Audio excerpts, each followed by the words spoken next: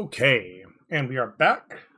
And we are going to get started on the green cards. So our first green card is Arachniform. So 2 mana, aura, enchant creature. Enchanted creature gets +2/+2, has reach, and is every creature type. I don't think this card is good.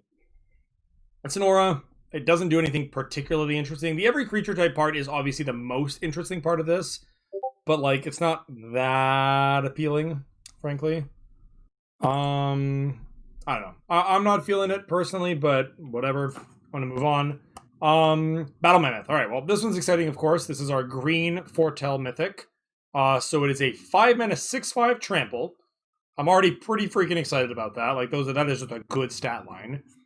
Whenever a permanent you control becomes the target of a spell or ability an opponent controls, you may draw a card. And then so that's not just itself. That is just a permanent you control. So if anyone while this is out, if anyone tries to mess with anything you do, you get the draw card, which is really powerful. Again, especially in green. So that's pretty sweet. And then it just has the foretell cost of 2 and 2 green, so you can sort of play it a little bit cheaper over 2 turns as usual. I think this card is sweet. It's obviously complete bomb in limited. Pick this first every time and profit. Pick this first every time and profit. Yeah, I mean, it's definitely gonna be good in Brawl. It's just a big, huge stat monster with a lot of good abilities on it. It's gonna be good in the same way that like Elder Gargaroth is good, more or less. So I think this card's great, and I actually do think that this there is some merit to this card in EDH as well. I'm personally planning on at least trying to see if I can fit it into my Xenagos deck, as an additional source of card draw and protection, or at least getting a card back if my stuff does get interfered with. And again, this thing with Xenagos out attacks for 12.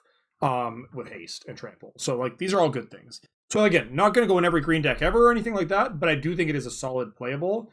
And it has EDH potential. It definitely has Brawl potential, and it is straight up busted and limited. Play this card and profit, as I said.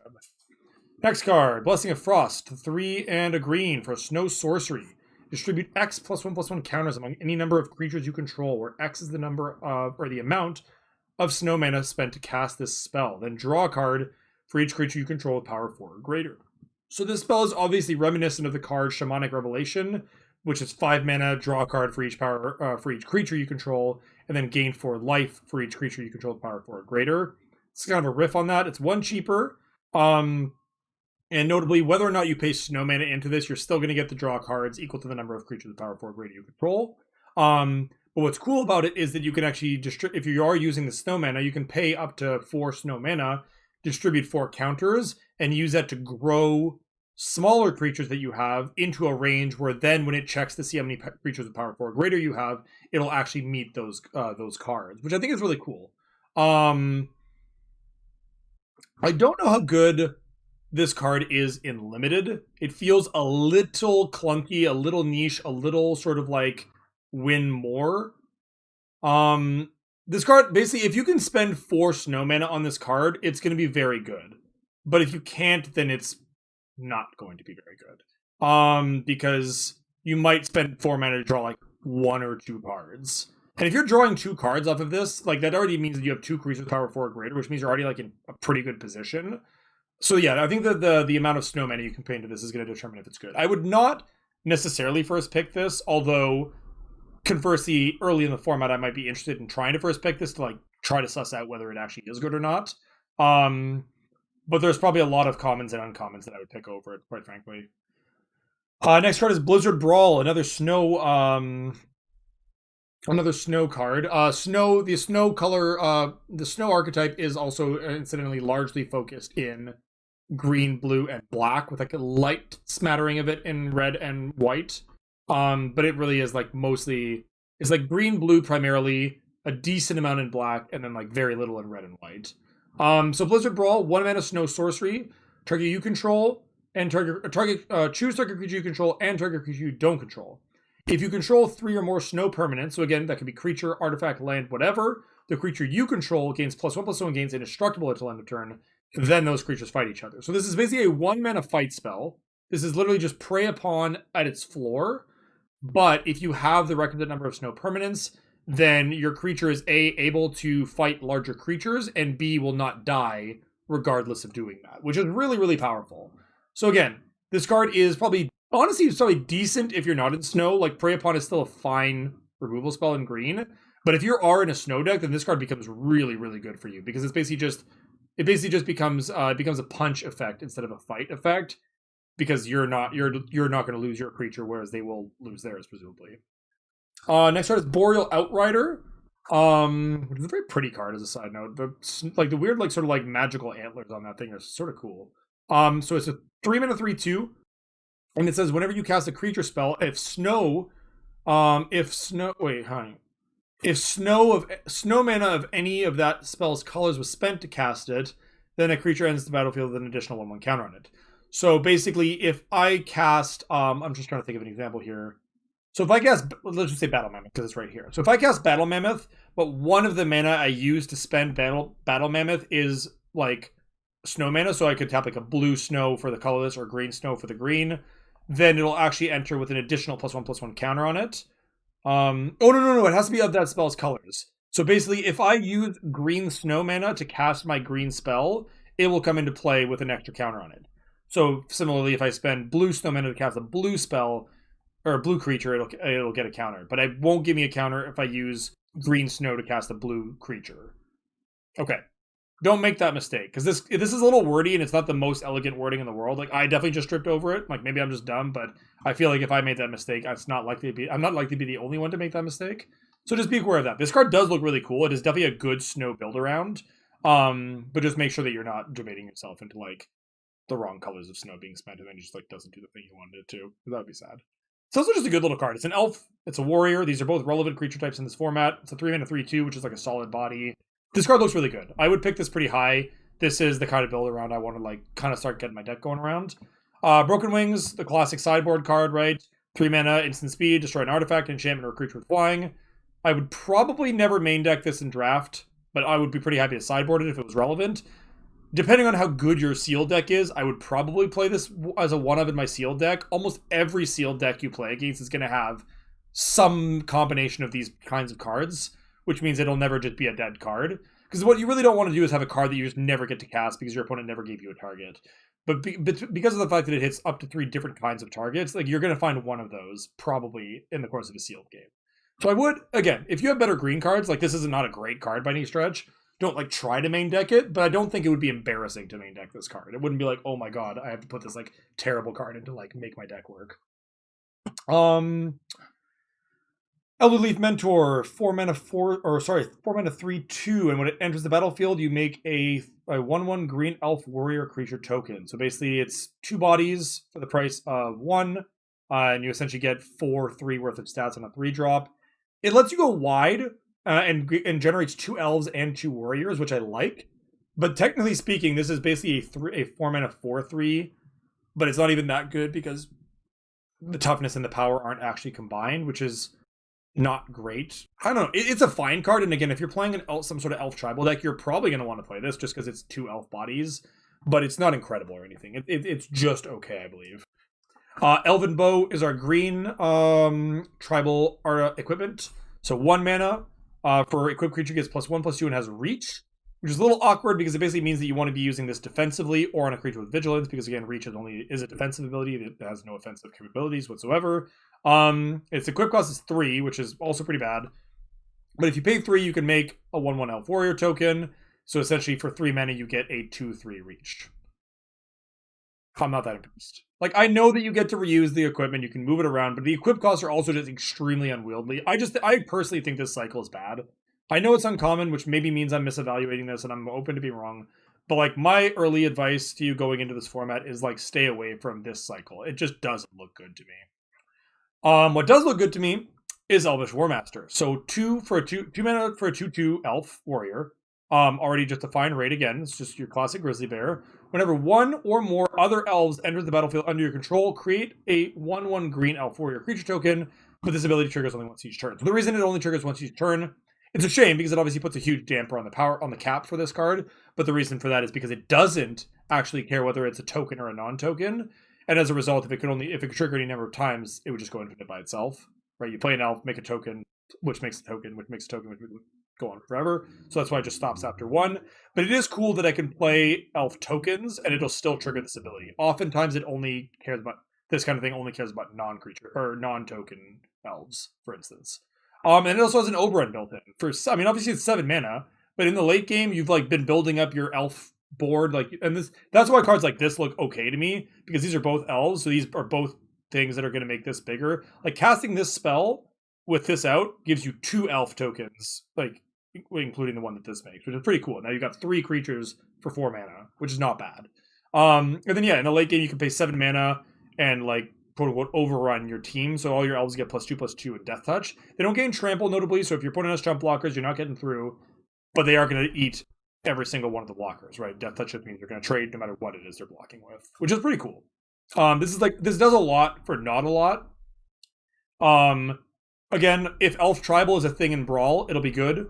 And if it's not, it won't. And again, if you've got an Elf Tribal EDH deck, same thing. This probably could go into that deck. It's cheap and pretty solid. But it's only good in Elf Tribal. Like, don't put it in your, ramp deck or whatever. Eska's Chariot wins the award for the literal cutest freaking card in the world. Like, look at these cats. They are such snuggly little boys. Or girls. Like, they're just the fluffiest, best cats, and I love them so much.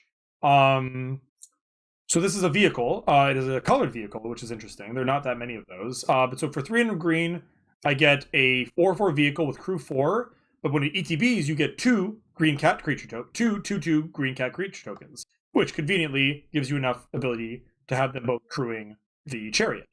I'm told that this is actually a direct reference to Freya's chariot. She literally has a chariot that is drawn by 2 cats, which is freaking awesome. I didn't even know about that, but that's sweet. And then whenever this attacks, create a token that's a copy of target token you control. So when it attacks, and you've at the very least presumably still got your 2/2 green cat tokens, when it attacks, you get to make yet another 2/2 green cat token. And that's like at base. If you got other cooler tokens, then go nuts with those too. Yeah, this card is really, really cool. I actually think that this is a very high pick. Crew 4 is no joke. Like, Crew 4 is not the easiest thing to do in the world, especially if your opponent's got removal. But if you get to attack with this card, it's really good. And the fact that it comes literally with its own crew is really, really strong. Because oftentimes the biggest problem with crew is that you then need to find like another card that then crews. But this just literally brings its own crew along with it, which is really, really good. Notably, it can also block as a 4/4 on the turn you play it. It can't attack till the following turn, of course, but it can actually, like, because it makes the 2 cats, even if 2/2 cats don't block really well, if your opponent is a 3/3, you're not really going to want to block with 2/2s because they're going to eat one of your 2/2s.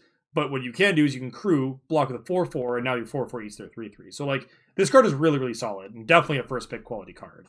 And not just because I'm extremely biased, because of how freaking cute these cats are. Look at him, he's having a nap in the chariot. It's so good. Alright, another card that I'm really excited about, actually, is Finn the Fangbearer. This card generated some buzz because it is the return of a very contentious and controversial keyword, which is, of course, poison. So poison are counters that your opponent can get, and any player with 10 or more poison counters loses the game immediately, outright. No GG, no re. Historically, there's been the mechanic Poisonous, which is basically whatever this creature deals damage, it gets 1 poison counter in addition to dealing the damage. Then in the New Phyrexia block, they introduced Infect, which basically replaced damage with poison. So basically, a creature with Infect gives the person it dealt damage as many poison counters as damage it would have dealt, but it doesn't actually deal the damage. So if somebody's at 20 and gets attacked by a 3/3 with Infect, they will stay at 20 life, but they will get 3 poison counters as a result of Infect. This card kind of flirts between the two of those things, where this says whenever a creature you control with Death Touch, obviously it of course has Death Touch, but whenever a creature you control with Death Touch deals combat damage to a player, that player gets 2 poison counters. So it's basically doubly poisonous, because instead of getting the 1 that poisonous would normally do, it gets 2, but it gets 2 regardless of the amount of damage that was dealt. So this could be a 10/7, and it would still only give him 2 poison counters, but notably it is a 1/3 that deals 1 Death Touch damage, as well as giving 2 poison damage on top of that if it hits a creature. I think this card is really good, especially for how cheap it is. Like, you could definitely build like a really cool Death Touch.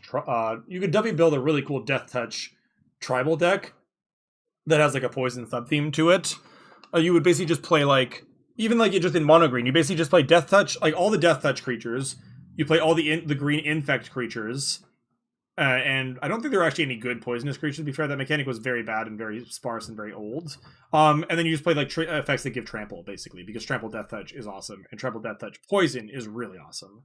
Like that deck sounds really cool to me, quite frankly. I'm pretty excited about that, to be honest. Yeah. So yeah, no, I think this card is really cool. I think it's tricky because I don't think it's like really like it's a good card on its own merit. Like the poison damage is just not likely to ever be relevant in limited. Because if they ever deal with this, like your opponent could be at 9 poison, and if this creature is now dead and you have no way of getting it back, that's meaningless. The 9 poison may as well be 0 poison. Like your opponent either has 10 poison or no poison if you run out of ways to poison them. But it's still a 2-mana 1/3 Death Touch, which is a very good blocker and like a bit of a scary attacker because you can't take damage from this too many times, you'll just die. Like 5 hits from this kills you. And like that's a lot of hits, to be fair. Like 5 turns with a combat.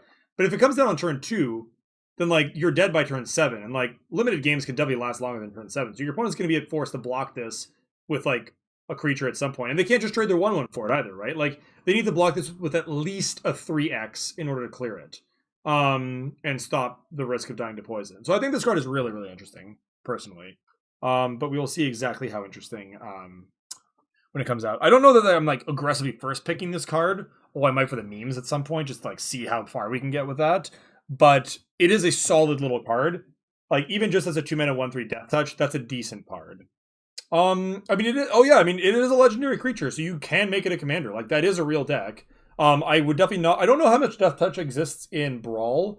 I don't know if you can actually build a cohesive Death Touch tribal deck in Brawl, but you certainly can in EDH. In fact, I believe that the people that spoiled this card did so alongside a tentative version 1 list of what an EDH deck for that card would look like. If you want to like Google that or whatever. A very interesting card for sure though. Okay, Glittering Frost. 3 mana for a snow enchantment aura. It enchants lands, and the enchanted land is a snow land. So basically it means that if you enchant this onto a basic mountain, it now makes that mountain tap for snow red rather than just regular red. So it helps with your snow synergies. And it helps turn your non-snow lands into snow lands. Now, if that's notably also, whenever enchanted land is tapped for mana, its controller adds an additional mana of any color. So it actually taps not only converts your regular lands into snow lands, but it actually generates 2 snow mana on its own, which goes a long way towards paying a lot of those snow-based costs. Hey, how's it going, Kim? Welcome. We are nearing the end of our set review, but we've still got a bunch of green cards and then all the golden artifact left. And of course, if you are interested, I'll be putting up VODs for each of the colors as sort of segmented blocks to make them more bite-sized later on. But no, again, like I said, there is still set review to go. I've still got the rest of the green cards and the artifacts and the color and the multicolor cards. So, and multicolor cards are a lot of the fun cards in here, frankly. And yeah, and then there will be VODs of the other stuff. So no worries there. So are all the snowlands? Yeah, so snow basic lands are literally just the exact same as basic lands, but the mana they tap for has the additional benefit of being able to pay for snow costs. So a lot of people are mad about them because they're essentially just like, why would I ever play a basic when I could play a snow basic? And like, frankly, there's kind of not a good explanation to that because there really isn't a good reason not to, other than like aesthetics. Like if you like the art on a regular basic better, but functionally speaking, they accomplish the same purpose. They're both fetchable by the same cards. You can fetch a snow basic with an evolving wilds the same if you can with a regular one. It just happens to also have those advantages of paying for snow mana costs. I don't know if this card is actually good. That being said, it'll depend on how important it is to be able to tap for snow mana. Like the snow deck itself probably does want this, especially if it did manage to get enough snow basics or whatever in the drafts to pay for its costs. But like it's a pretty expensive card that doesn't really do much except for like help your snow things out. So it's an enabler card, but it might be an overcosted one. I'm not sure yet. My gut is to say this is going to be this card is going to be as good as the snow deck is. If the snow deck is good, you're going to want ways to make sure you have that. And if the snow deck is okay, then this is probably just mediocre. All right. This is definitely going to win my award for weirdest spider ever printed. Spiders are notoriously low power, high toughness. This is just randomly a 4-2 reach for 3. Also, reach is really weird. Like, yes, it'll basically block everything out of the sky. Notably, this trades with angels, which is really cool because the angels in this set are mostly X4s. So this does eat angels, which is kind of cool. But yeah, I don't know. This card is weird. I guess it'll have to depend on how good having reach is, because a 3-mana 4-2 is like, it's really weird, right? Because a 3-mana 4-2, it tells me I want to be attacking with this, but if I'm attacking with this, then I can't reach. So it's like it's a little caught between trying to do two things, and I'm not really sure if either of those are good. Also, how's it going, Kieran? Welcome, welcome. Grizzled Outrider. 5 mana for a 5/5. That's it. It's an elf warrior, so obviously tribal things matter. But that's it. 5 mana 5/5. It's probably fine. It's not very exciting, but it is a card that you will put in your decks that care about those creature types. And like a 5 mana 5/5 is a very solid body. I'm not excited about it, but it's exceedingly okay. Guardian Gladewalker, 2 mana 1/1. So this is basically a riff. Stupid fruit fly. This is a riff on the classic, what is it, Iron Shell Beetle, I want to say. Is that what it is? Yeah, so this is just Iron Shell Beetle. This is an Iron Shell Beetle, but it's every creature type instead of just Beetle. Oh my god, this fruit fly won't die. Oh well. So, yeah, when it enters the battlefield, put a 1/1 counter on target creature. So at worst, it is a 2 mana 2/2. Yeah, this is Iron Shell Sphinx. This is Iron Shell Homerid. This is Iron Shell, whatever the hell you want it to be.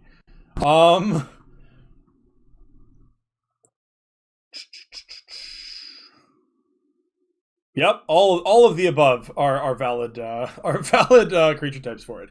It's cool because again, this fits into the shapeshifters are great because obviously like this set has a pretty overt tribal sub theme.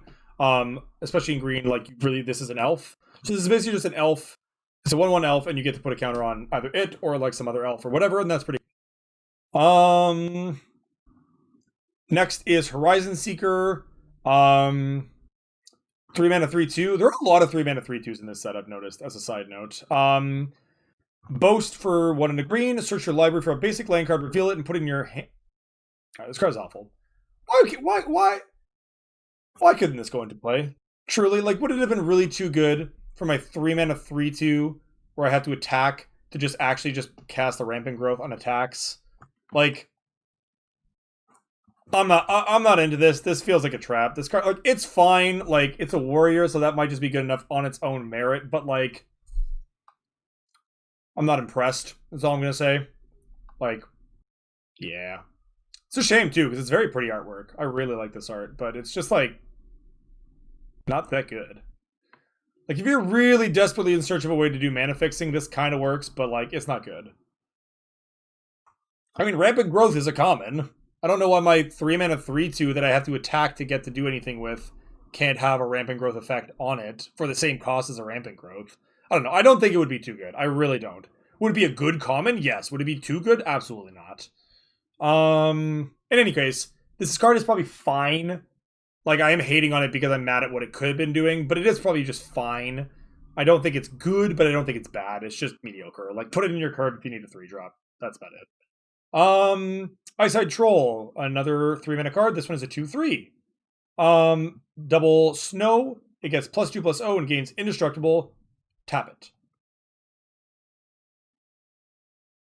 Sure. So it's a decent blocker because you can basically be a 4/3 Indestructible blocker. Obviously, you declare your blocks, then activate the ability, and obviously being tapped doesn't matter once it's already a blocker. Or it can attack as a 4/3 that can't die every turn. It's actually probably a fine card. Probably a decent role player in the Snow deck, if that deck is aggressive. But again, it even has a good defensive mode on it, too. So I actually think, again, if you care about Snow permanence, this is probably a decent role player, quite frankly. Yeah, it's kind of cool. I don't think it's great or anything, but I think it's, like, interesting. In Search of Greatness had the internet losing their minds a little bit. People are like, oh my god, this card is so powerful, free spells. I think this card is cool, for the record, but I don't think it's busted by any stretch of the imagination. Like, realistically, this card is basically just 2 mana scry 1 on upkeep.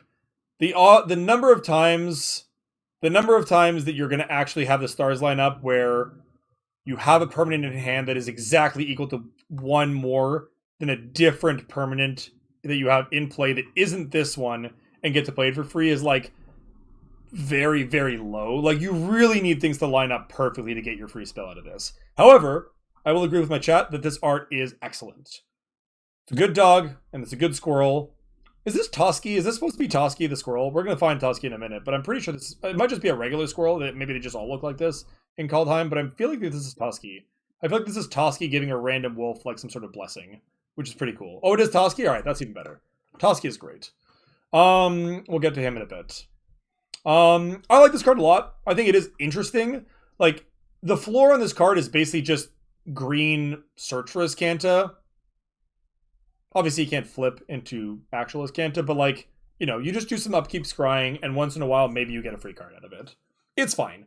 I honestly don't think you first pick this in Limited by any stretch of the imagination. Like,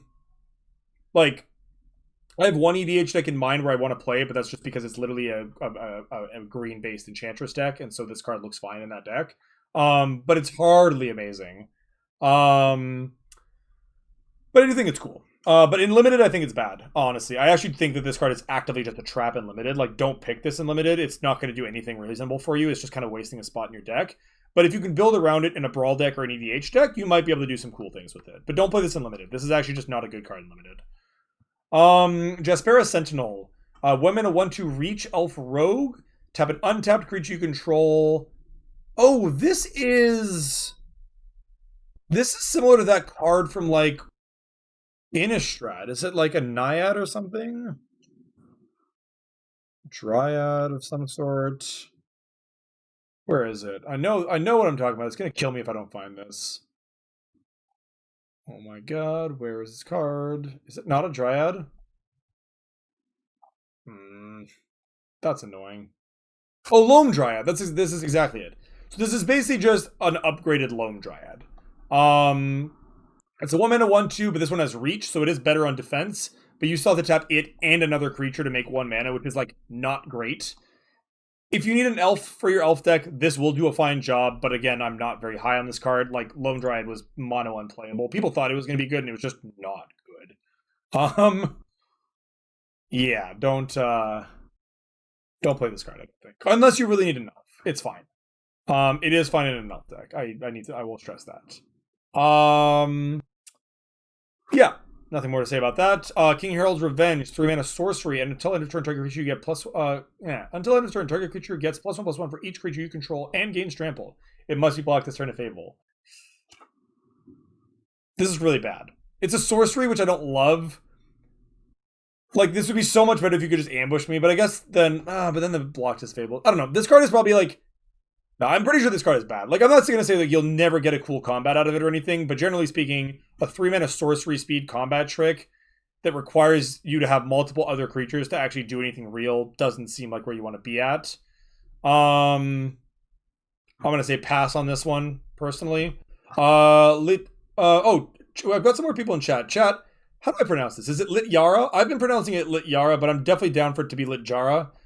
That sounds more awkward to me, so I haven't been saying that just because, yeah, it sounds worse. But I'm honestly not 100% sure how to pronounce this.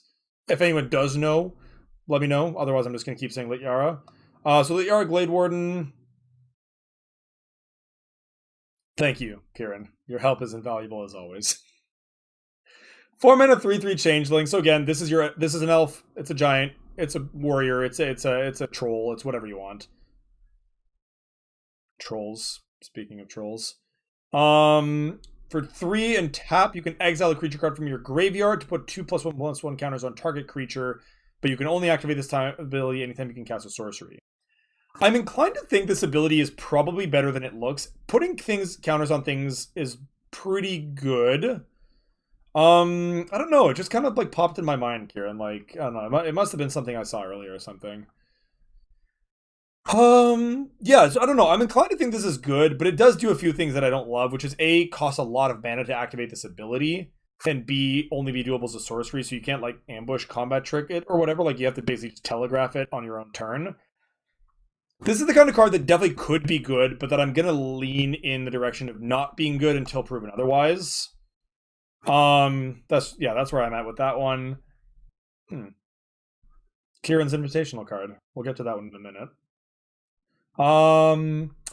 Mammoth Growth, 3 mana for an instant. Target creature gets +4/+4 until end of turn, but you can foretell it for a single green.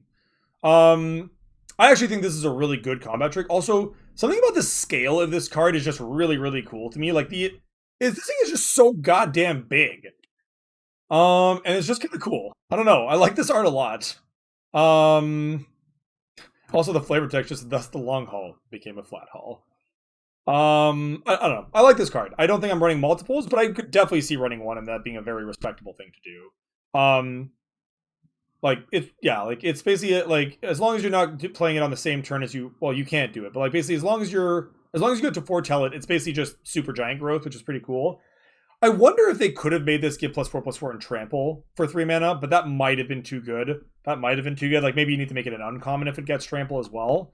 It just seems a shame because +4/+4 without the ability to punch damage through is often just gonna be like not better than +3/+3 basically. But you never know. I do think this card is cool and it is probably worth running one of in a green aggressive deck certainly. This card is a very quiet little innocuous uncommon that I think is low-key like one of the better cards for EDH that this format got, or like that this set provided, especially considering it is a common. A 1-mana 1/3 changeling. So again, this goes into every tribal green deck ever. Like, and I actually do mean like this goes into every green tribal deck. This goes in your Kumina Merfolks. This goes in your Elves decks. This goes in, I don't know, whatever other green, like in your Elementals decks, whatever. This card is just good. Like, exiling a creature from your graveyard, like yes, in EDH that's a bit more of a cost than it is in Limited because oftentimes you can get your cards back from your graveyard. But basically it's a 2-mana 1/3 of any tribe that you want it to be that also just exiles, not just destroys, exiles target artifact or an enchantment an opponent controls. And like, exile is a very powerful clause if you've ever played Commander. It's like, as I said earlier, like we all know that the graveyard is just hand number 2. When we're playing Commander, so like the fact that it exiles is super, super relevant. I think this card is really cool. I don't think it's too good, quite honestly, but I do think that it is very, very stapley. And again, not every green deck ever wants this or anything. Like I'm not going to be putting this in my Xenagos Fat Creatures deck or whatever, but like every green tribal deck ever is going to probably want to play this card. Like quite honestly, it just like the combination of the Changeling and the relevant effect. And again, even some not like tribal decks might play it just as a cheap sort of Reclamation Sage style effect. Like this card is arguably just better than Reclamation Sage. It is instantly the 4th most playable Serpent. I don't doubt that. At all. Oh yeah, that's right. You were working on your snake EDH plan. I'll be curious to see how that pans out. I will say that I have my reservations, but it is a cool card and a very interesting build around, so I am very much hoping that you manage to get there because it is a cool card. Anyway, yeah, like I said, I think that this is one of those sleeper cards for EDH. Maybe it's not even a sleeper. Maybe I'm overestimating how wrinkly brained I am about like being the only one to see this. But I haven't really seen anyone buzzing about it. But who knows? I don't think this is very good in Limited. On the flip side, it is a shapeshifter, but it's a 2-mana 1/3. But again, if you just really need those tribal synergies, it is a cheap shapeshifter, but it's not great because the odds of you having to deal with an artifact or enchantment in Limited are much, like a problematic one, is much, much lower than in Brawl or in EDH. So not a very high pick for Limited, but a very good pickup for Commander. And Brawl, honestly. There are definitely, I think Brawl would want this too for certain decks. Alright, Old Growth Troll. I do think that this card is very good. Jokes aside about Kieran, etc. Triple green for a 4/4 trample is already a very good card. Now, obviously, you need to be pretty heavily committed to green. That is basically the biggest and only downside on this card. Is if you're like, this is not a card you splash in your blue-black deck. But it's huge. Oh yeah, no, this makes for a great sideboard card. Don't get me wrong. I'm just saying you're not trying to main deck this. And if we're playing best of one, which I know a lot of people that play Arena prefer to do, I personally don't, but I know a lot of people do. This is just not a kind of card you need to care about, in my opinion. Back to the troll though. So yeah, it's again, if you can get past the fairly steep casting cost, it's not steep in terms of number, but just in terms of like literally it just needs to be mono forests. Like if you're opening hand, if you're a blue-black deck, or sorry, if you're a blue-green deck and your opening hand is green, green, like island, like forest, island, forest, troll. That's already kind of awkward because you're not gonna get to cast your troll on curve unless you draw a forest between now and then. So there's a cost there. But once this thing gets onto the battlefield, it is a house. So of course, yeah, it's a 4/4 trample first and foremost. And then when it dies, you return it to the battlefield. It's an enchant forest that makes that forest tap for green green instead of just green. So when it dies, notably if you exile this, it just goes away. That's whatever. But it comes when it dies, it comes back and ramps you, basically. And then if at some point you decide you no longer need the ramp, you get to then sacrifice the forest that it's attached to then create yet another 4/4 green warrior troll token. So it basically becomes another troll again. And then the cycle ends after that, obviously. But still, like, you get a lot of mileage out of this card for like a very minimal investment of 3 mana, which I think is awesome. Like, I think that's a very cool card for sure. Probably goes, oh yeah, this will be great in like Yorvo decks for Brawl and stuff too. I think even in Commander, there is an argument for this card. It's not a little bit worse in Commander because, again, like the sort of aggressively costed like stat monster bodies are not quite as relevant in a 4-player EDH game. But in Brawl, this is definitely going to be a very good card to play in the green aggro deck. Like, I'll be scared to see this out of the Yorvo deck for sure. All right, Path to the World Tree, which is like low-key not really a green card, at least not for the purposes of EDH or Brawl. 2 mana for an enchantment. When Path to the World Tree enters the battlefield, search your library for a basic land card, reveal it, put it in your hand, then shuffle your library. Again, this probably could have just been Rampant Growth and been fine, but whatever. They just really don't want to print Rampant Growth effects in Standard, I guess. And then it has arguably not really a worthwhile payoff, but for 7 mana, including Wooburg, good luck in Limited, by the way. Sack this card, you gain 2 life and draw 2 cards. Target opponent loses 2 life. It deals 2 damage to up to 1 target creature, and you get a 2/2 bear. It does do a lot of cool things. So, like, you know what? Actually, I take it back. It is definitely not a bad payoff, all things considered. That being said, it still costs freaking 7 mana. And, like, that's not amazing. Also, yeah, classic gain 2 life is the white mode. Like, come on. Every time. But it is a pretty cool card. It is a pretty cool card.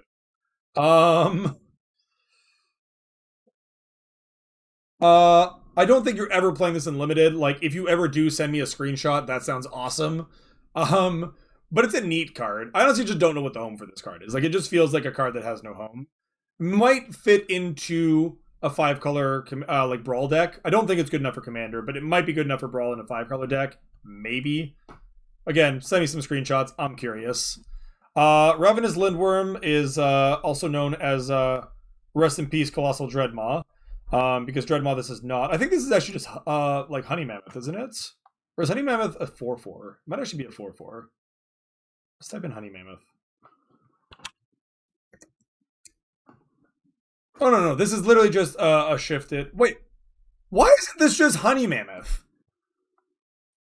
There are literally mammoths in Kaldheim. See here. Why is this not literally just Honey Mammoth reprinted? Like, why do they need to make another random 6 mana 6/6 gain 4? That's really weird to me. Like, it just doesn't make any damn sense.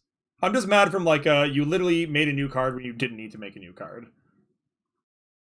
Honey Mammoth, you've been screwed over. You could have gotten cool new art, and instead they just made some shitty one. Justice for Honey Mammoth. Hashtag justice for Honey Mammoth. Anyway, moving on. I mean, again, this card is fine. If you need a curve topper, it stabilizes the board like nobody's business. 6/6 is real hard to attack into. It's pretty hard to block. And gaining 4 life means you're also going to stabilize, which is nice. That's about all I got to say about it. Realm Walker is obviously very good. Like, Realm Walker is the marquee changeling of this set. So it's a 3 mana 2/3. It is every creature type, of course. So again, insert tribe here. When ATBs, you have to choose. When ATBs, you do have to commit to a single tribe, not in terms of itself, but in terms of the payoff. You may look at the top card of your library anytime, and any creature spells of the chosen type you may cast off the top of your library anytime you want. It's pretty good. It's not incredible or anything. Like, it's definitely just worse. I mean, it's one cheaper, obviously, but my personal belief is it's definitely worse than Vizier of the Menagerie.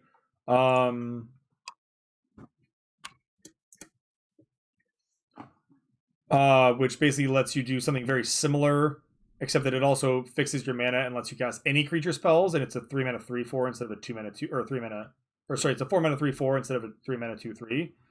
So like this card is definitely just better in my opinion, realistically. But the flip side is that this is a Naga Cleric, which doesn't go in everything, whereas this goes into your Elf deck on its own. So it's nicer because you can like pick it up with like, you know, tutor for target elf type effects or whatever. Cool card for sure. Cool card for sure. We'll probably see play again if there are any green-based tribal brawl decks. Certainly going to go in those decks. Honestly, I'm not convinced that it's good enough for commander play, frankly, because like unless you're really committed to your tribal theme, because again, this is a card in commander, then I think it's just better. And even that card doesn't make the cut every time, but yeah, it's not bad. It's not bad at all. Rootless U, 5 mana for a 5/4. When it dies, it's a tree folk, which is weird because there's like no other tree folk in the set, I don't think. When it dies, though, search your library for a creature card with power 6, toughness. Oh no, sorry, for a creature card with power 6, power or toughness 6 or greater. God, that's a really awkward sentence. Reveal it, put in your hand, shuffle your library. So it's like, yeah, no, like I said, that's the only consideration. Like that's the only point in favor of the Realm Walker is that it itself is the tribe as well. But I do think like once in play, the effect of the Vizier is stronger though, like sort of inarguably.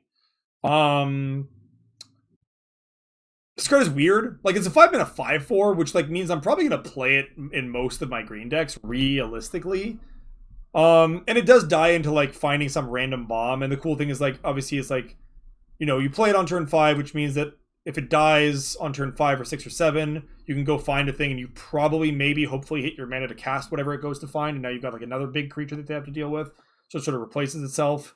It's a bit of a weird ability. It's not a particularly strong ability. Like I'm basically going to view this as a 5 and a 5/4 that sometimes does a thing, but it's not guaranteed to always do the thing. But that being said, I'm going to play this in most of my mid-rangey green decks because it's a solid body, and if I even have like just a random Lindworm in my deck, this just going to find that is a-okay with me. Like it is nice. Roots of Wisdom, I heard, was making a bit of a stir in the Pauper community. So it's a 2-mana sorcery. You mill 3 cards, then you return a land or elf card from your graveyard to your hand. And if you can't, then you draw a card. So this is very similar to like Lead the Stampede, or it's some sort of like Lead the Stampede meets Mulch, basically. But you don't look at as many cards overall. However, if you fail to find a card of either of the specific types, you get to then just draw a card off the top. So you're again, another example of those sort of like green weird cantrips where like the fail case is just draw a card if you didn't get to do the more specific thing, which I think is, at the end of the day, like I do think this card is totally innocuous. I don't think I'd play this in limited, frankly. Even in an elf deck, to be quite honest. Maybe I'm underestimating that. Maybe that's better than I think, but I'm not a big fan anyway. I don't think I'd play this in a brawl deck, and I definitely wouldn't play this in EDH. So I generally think like maybe this does make waves in Pauper, but I don't know a damn thing about Pauper, so I'm not going to talk anymore about that. But otherwise, it's whatever.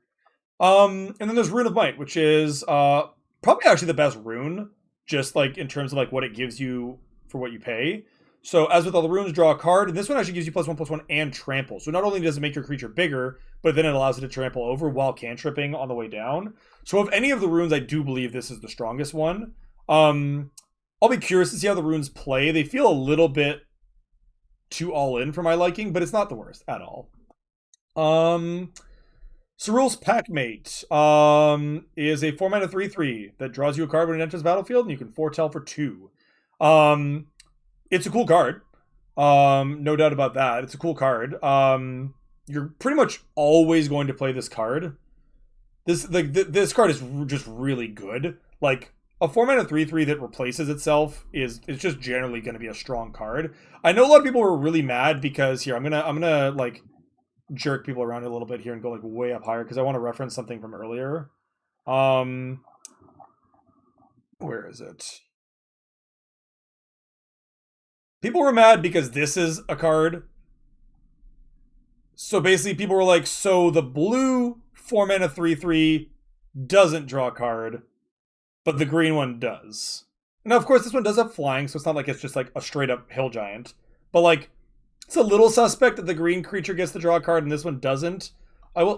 I am personally okay with green getting card draw, but I believe that it should be situational card draw along the lines of like Return of the Wild Speaker, where it's like draw cards equal to the greatest power, where like you need to already have a thing to get more things. This card is a little bit more suspect because it just like draws a card for no particular reason. Yes. Yeah, we looked at that one in the white cards right at the beginning of this review. It's basically it's a 3-mana 2/2 that tutors for it either tutors or grave digs for a rune, and then it also makes runes cost 1 less, aka cost only the color instead of the one in the colorless. It is fine. No, it doesn't make them cost 1 generic. It makes them cost 1 generic less, so they only cost their color cost rather than 1 in a color. Sculptor of Winter is fine. It's an elf rogue. It's 2-mana 2/2 grizzly bear that also acts as like a specific really weird mana dork that only untaps your snow lands. If you're in snow, you're probably going to want this card. It is a ramp spell if you're in the snow deck. If you only have like 1 or 2 snowlands in your deck, I would not recommend playing this. It's not going to be super consistent. Believe it or not, green does have a non-zero history of rogues. Mostly they're elves, but like I think a lot of the rogues from Lorwyn were rogues as well, if I'm not mistaken. So it's not unprecedented, although it is not also common, to be fair. But anyway, yeah, if you're a snow deck, you want this card. If you're an elf deck, you might want this card, but it's a little bit worse if you can't get the benefit of the untapped target snowland. Well, some of these though, right? The elf tribe in this world is also black green, which is why I think they get to be rogues in this world. Snakeskin Veil. Oh shit! Right, this one is just the one that like takes was it Hunter's Mark or whatever, and just like kicks it out the window and just makes this card better. Like this card is just good. I honestly think like this card is really strong. Like the fact that like, cause like, what was it called? I'm trying to remember what it was. Basically, there was a card that was basically like 1 green instant. Target creature gets +1/+1 and gains hexproof until end of turn.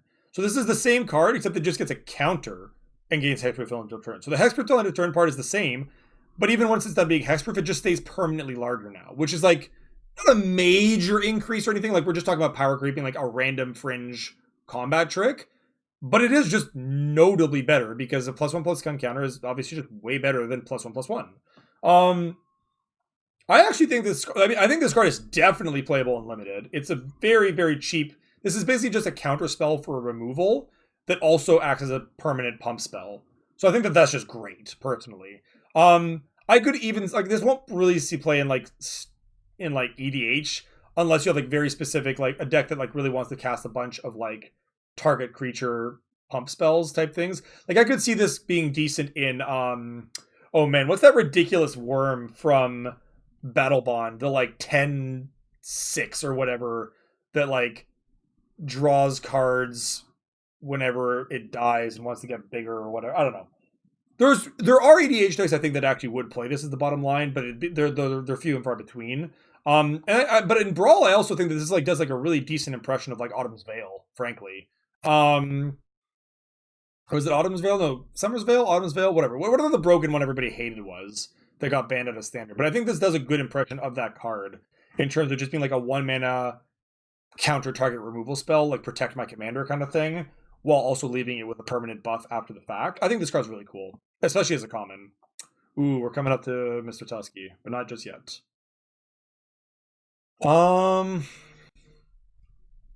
Spirit of the Elderguard.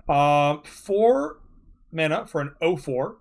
When it enters the battlefield, search your library for a snow land card, reveal it, and put it into your hand, then shuffle your library. Spirit of the Elderguard gets +1/+0 for each other snow permanent you control. So notably, it is not actually a secret 1/4 because it does not trigger itself, which is a bit of a shame. I honestly really think it could have been a 1/4 and been like extremely fine. But hey, I'm not the designer.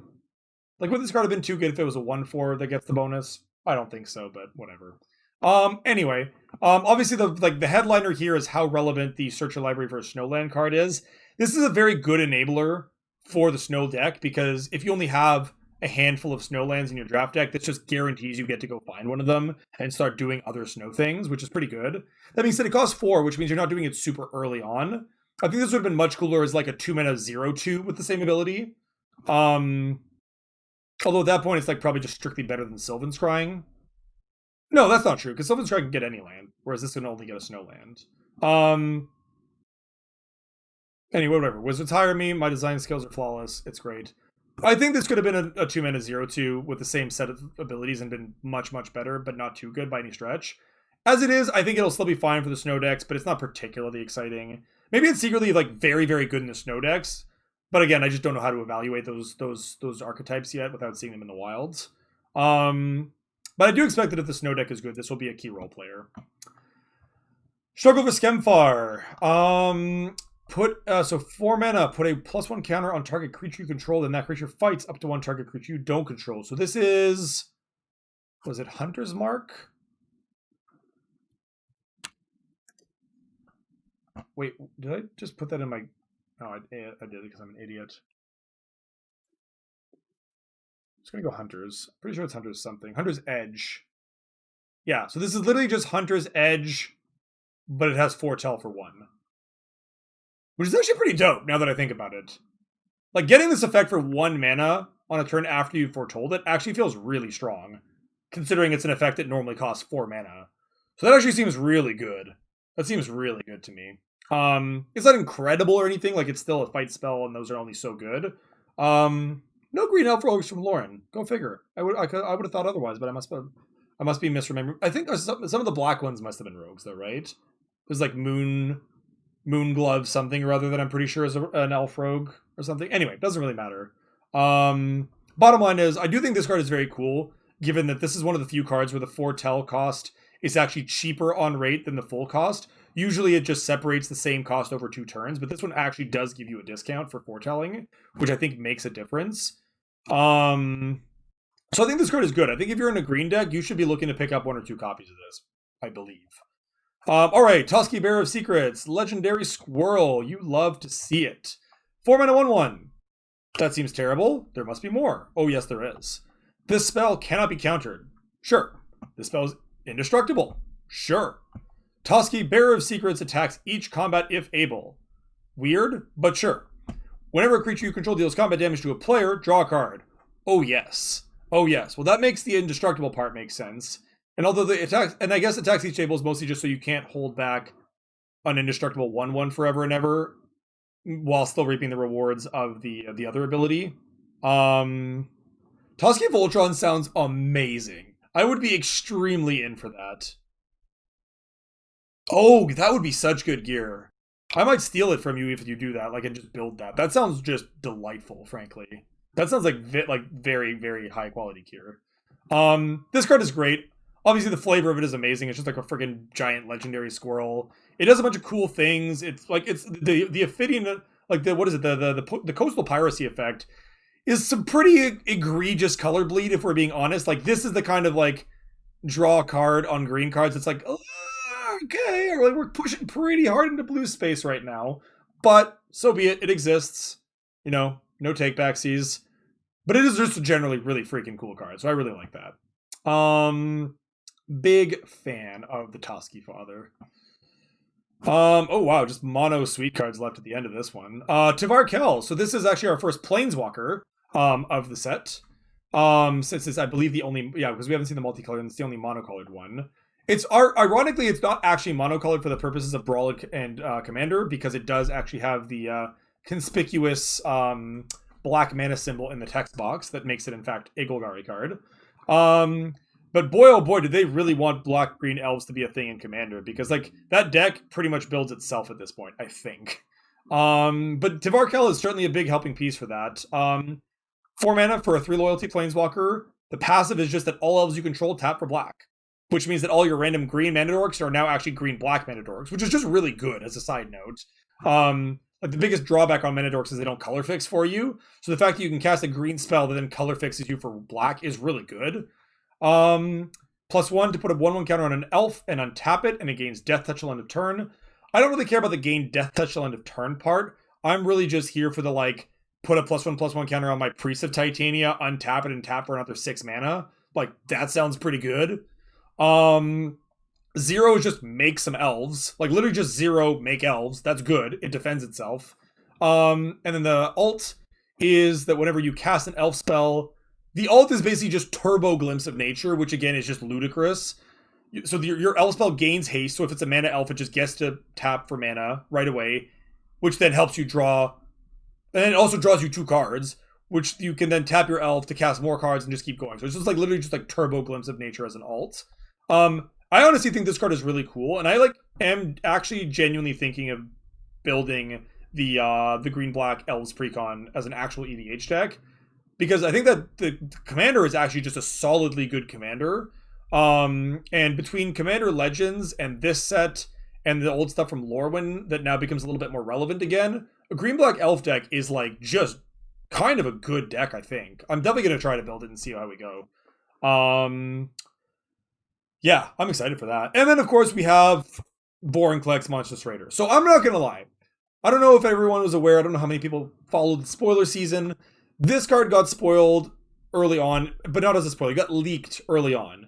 And there was just a ridiculous amount of back and forth as to whether or not this card was real. Because, and frankly, I was on team not real. Because it just seemed so unbelievably absurd to me that after not hearing from the Phyrexians for literally years, the first time we would get to see one again was randomly on a completely unrelated plane, with no good explanation as to why. Now, I know that the story is probably going to lead us to understanding why over time. Vorinclex actually featured in the very first story chapter like a couple of weeks ago. My loose understanding is that it has something to do with Tybalt manipulating the world tree bridges to like create chaos and like engineer some way that the Phyrexians were able to get like, and just basically just like accidentally drew a Phyrexian or deliberately drew a Phyrexian onto another plane just to like watch chaos unfold and see what the hell happens. Thank you for the reminder, projects. Oh yeah, I needed that. It's really weird. Like from a lore perspective, it makes minimal sense to me. And like again, you can ask like from a lore perspective, they can kind of just write whatever they want and like explain it away and like just kind of hand wave it. But like I don't like it personally. It just feels like really random and like not deserved. Like I was excited to go back to New Phyrexia and like witness the like Phyrexian civil war between the different 5 factions of mana and everything. That sounded cool. Why is Vorinclex not there anymore? He's just randomly chilling on Kaldheim for no goddamn reason. He might even die by the end of the set for all we know. Like, just never get back to New Phyrexia. Like, it's just really freaking weird to me. So that's my first issue with this card, is that why? Why is it on Kaldheim? I don't care what story reason you come up for it. Why did you decide that that was the way you wanted to do your story? It's weird. There is lore to this. Oh yeah, there is a lot of lore to the game of Magic the Gathering. Like, pretty deep lore. Now, some of it is bad. Like, a lot of the Magic fiction that exists out there reads like bad fan fiction, if we're being quite honest. But every week on the Wizards of the Coast website, they publish. They stopped for a while, but they've gone back to doing it for the last couple of sets. They've been publishing web fiction, so just sort of short novella chapters every week that sort of fleshes out the backstory of the what and the who and the why of the sets. Because there's these characters called planeswalkers, right, that travel between worlds and they like tie everything together. Like they're sort of like the coherent thread as we travel between these different settings. But anyway, Vorinclex makes no damn sense to me. The second reason I'm upset with this card is that they literally just printed a doubling season that you can put in your command zone. Because everyone knows that doubling season has never done anything ridiculous or unfair in Commander, and there's no possible way this could ever be a horrible broken mistake. There was a lot of kappas at the end of that in case that got lost in the subtext. I'm not impressed with the fact that I can put doubling season in my command zone. Yes, if I do that, I'm limited to playing mono green. No, that's not a big cost to pay. There are a lot of very good planeswalkers that are pretty busted if you can just ult them immediately after casting them, when you cast them with a Vorinclex in play. The downside for the opponents is, at least on the plus side, not as punishing as the downside on the first Vorinclex was. But the fact that you just have a legendary command zonable doubling season is egregious. It's just dumb. And then on top of that, it's just a 6/6 trample haste. So to come full circle back to the limited, always first pick this card. A 6/6 trample haste for 6 is just a very good Magic card. It doesn't really need to do much else. Like in limited, the additional lines of text are probably just flavor text more often than not. But when they're not, it's gonna be ridiculous. And even if they are flavor text, you still have a 6-mana 6/6 trample haste, which is like pretty hard to beat. So yeah, those are my thoughts on Vorinclex, and that brings us to the end of the green portion of the set review. So once again, I'm going to take a quick ad break, just 1 minute. And I will see you on the other side of that break for the artifact and gold cards.